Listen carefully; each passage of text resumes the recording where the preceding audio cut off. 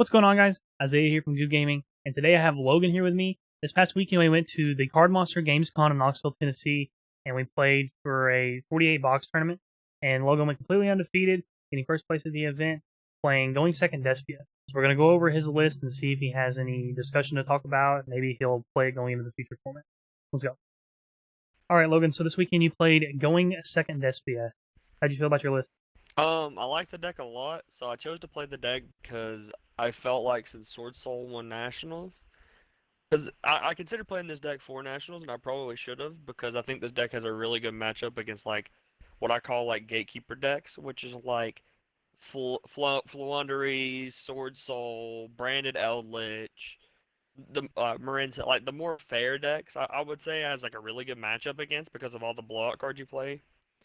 Um, I think the deck's pretty solid. I decided to play 42 cards because I feel like a lot of people with this deck, they decide to play like 45, 50 cards and they play like Desires and stuff.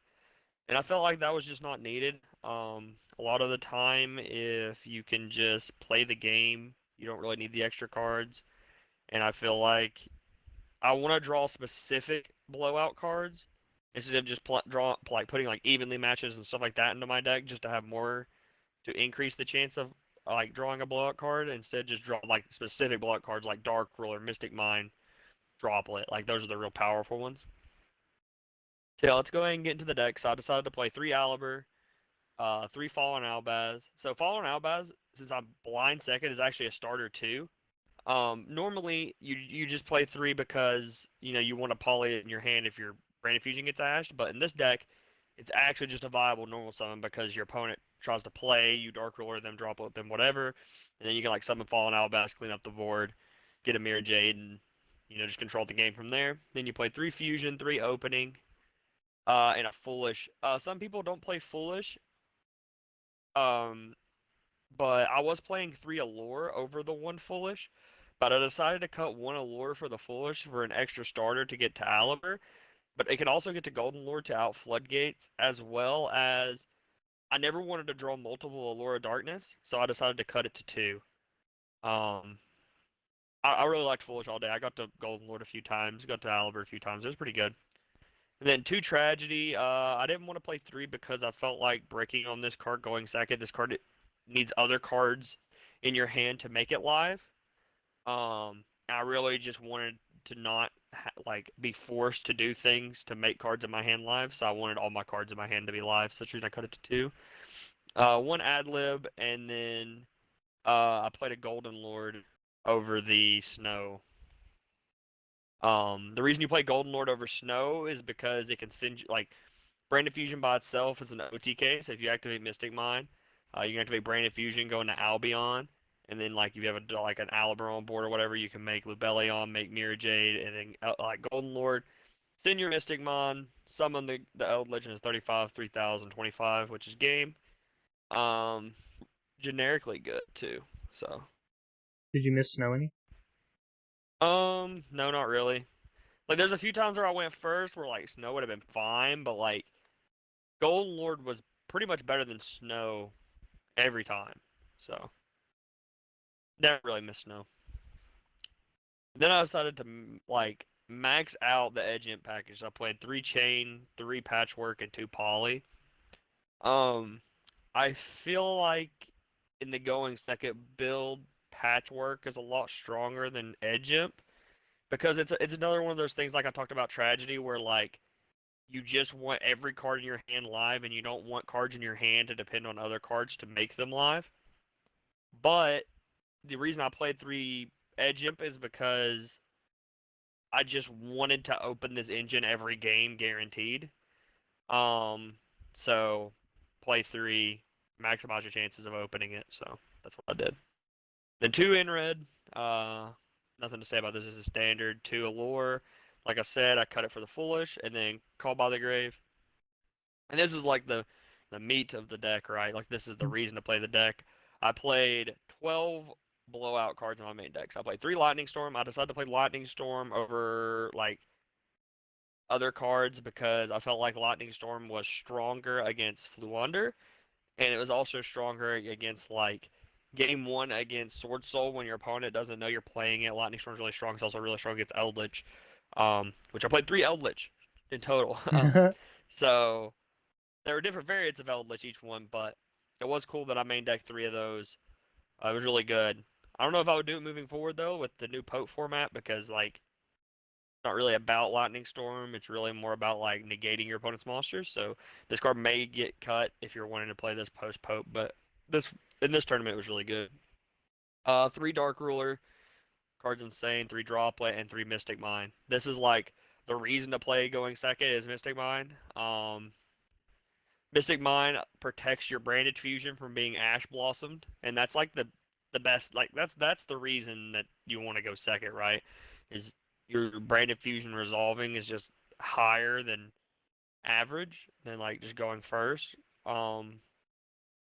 Also, like a lot of the time, you don't even need Branded Fusion to resolve if you just draw like blowout cards, and then you can just make chimeras and pop their board or summon Golden Lord and beat over their board and just put it in a simplified game state. Mr. Mom was crazy. They probably need to ban this card. 100%. So the extra deck, I played 1 Alba.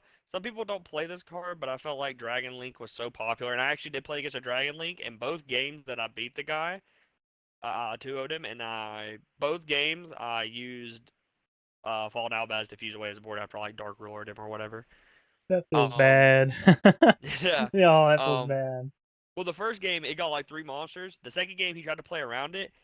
He anti-spelled me, but he could. All he got out was Hot Red plus Borland, and I just set Fallen Albaz, fused away those two, Yes. stuck a big body through an anti-spell, so it was pretty big.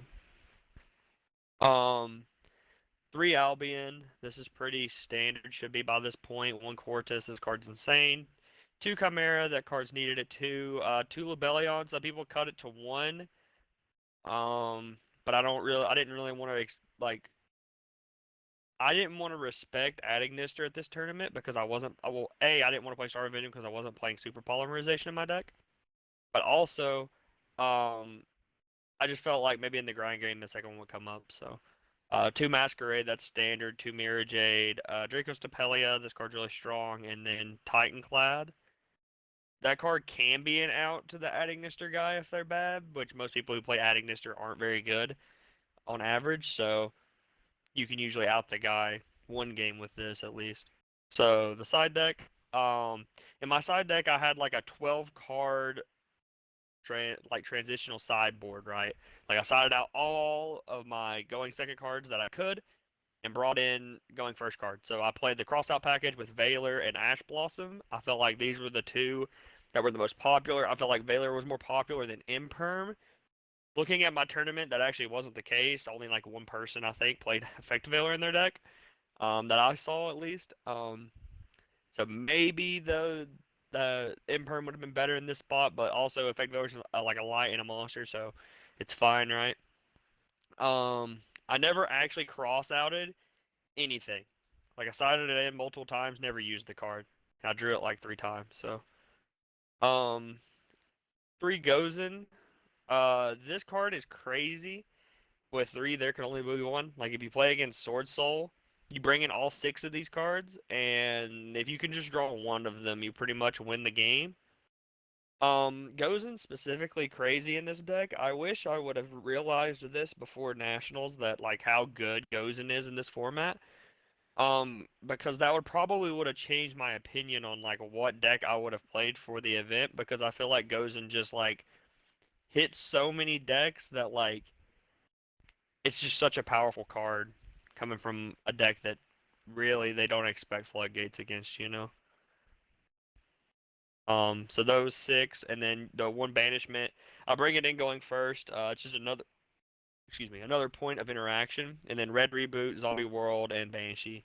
Just to respect that. If you notice, I don't play like Harpies or anything. That was probably an oversight. I probably should have played like a Harpies, so I didn't have to like jump through hoops to make Lightning Storm live to out a Mystic Mine. But like, I kind of just been like they had to have Mystic Mine and me not have Lightning Storm. So yeah, the only thing I would change in my side deck is somehow fitting like a Harpy's Feather Duster in here, maybe over the Red Reboot, but Gregory Boot's good against anti-spell, so. Well, you did pretty good with the deck, but how do you feel the deck, this build or another Despia build, is going to thrive in the next tournament? So I actually think Despia has a really, really strong matchup against Splight. Splight struggles with Mirror Jade specifically. Like, Mirror Jade's really powerful against the deck as well as Draco's Tapelia, and you can make those pretty, like, obviously pretty consistently. Um, I do not know if I will be choosing to go second post-Pote if I was playing Despia. Just because I don't know how, like, consistently you can break their boards without the powerful going second cards.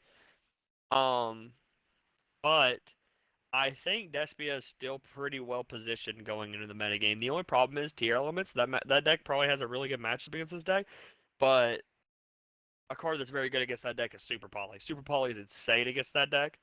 Um, so if moving forward, if I was gonna play this deck post Pote, I would definitely consider Super Poly being in the sideboard. I don't think I would main deck it because it's pretty dead against Splight in general. Um, but against tier elements, it's super powerful, and I think being able to end on Draco's Tapelia, Mirror Jade, against Splight is just almost an auto win. All right, well, congrats on going undefeated this past weekend. Do you have any shout-outs you want to do? Yeah, shout out Team Nightmare, and Pyramid Mats. They're really great guys. Check out their stuff. Check out the channel. Shout out Goo, of course, the Goo Boys. You know what it is. And shout out to CM for hosting an awesome event. Really, more people need to come out to these. They're really sick. Next Card Monster Con, you guys don't want to miss it. It's going to be in Chattanooga on August 13th and 14th. Is going to be the Card Monster Con of Chattanooga. It's going to be 2 days of a lot of card games. You're not going to want to miss out on it. If you want to check it out, the link's going to be in the description. And that's going to be it for today's video, guys. Again, congratulations to Logan for going undefeated at this event. It was a really fun event. Like I said, this is Card Monster Con. They just started doing this. First one was in Knoxville. They have one in Lexington. And they have one next weekend on August 13th and 14th in Chattanooga. You're really going to want to make sure you check these out. Whether you play Magic, Pokemon, YuGiOh, whatever you play, they have so many events for everybody. So make sure you check that out. Again, the link will be in the description for all the details for Card Monster Con of Chattanooga, Tennessee. That's going to be it for today's video, guys. Make sure you like, comment, and share. And we'll catch you guys out in the next one. Peace.